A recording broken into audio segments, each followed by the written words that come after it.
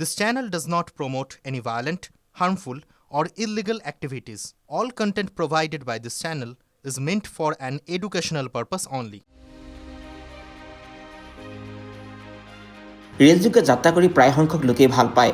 ৰেলযোগে কম খৰচত আৰামদায়ক যাত্ৰা কৰিব পাৰি। যদি আপুনি এচি ডবাত উঠে তেন্তে কোনো সমস্যা নহয়। ভাৰতীয় ৰেলৱে আপোনাক বেড ৰোল যোগান ধৰিব। কিন্তু ইয়াৰ মাজতে কেইবাটাও প্ৰশ্ন উত্থাপন হয়। স্লিপাৰ ক্লাছত বেড ৰোল পোৱা সম্ভৱনে? যদি বেড ৰোল লাভ নকৰে তেতিয়া কি কৰিব? ৰেলৱে দিয়া বেড ৰোলটো দুটা গাৰু, দুখন বেড ছিট আৰু এখন কম্বল থাকে।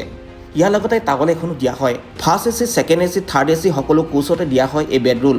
ষ্টাৰ্ট ষ্টেচনৰ পৰা যাত্ৰা কৰা সকলেহে যে এই বেড ৰোল পায় তেনে নহয়।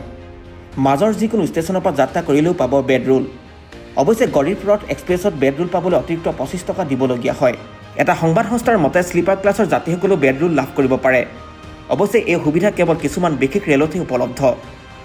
যদিও সঠিক পৰিমাণ এতিয়াও জানিব পৰা হোৱা নাই, এই ক্ষেত্ৰত যাত্ৰীসকলে অতিৰিক্ত খৰচ বহন কৰিবলগীয়া হয়। ৰেলৱে কেইবাটাও অধিসূচনা জাৰি কৰি কৈছে যে যদি কোনো ৰেলত বেড ৰোলৰ ব্যৱস্থা কৰা নহয় তেন্তে এই অভিযোগ ৰেলখনৰ এটেণ্ডেণ্টক দিব পাৰে আৰু ক্লেইম কৰিব পাৰে। তেতিয়া আপুনি যিটো ষ্টেচনত নামিব তাতেই আপুনি লাভ কৰিব 20 টকা refund. News desk report, TV9 Assam digital.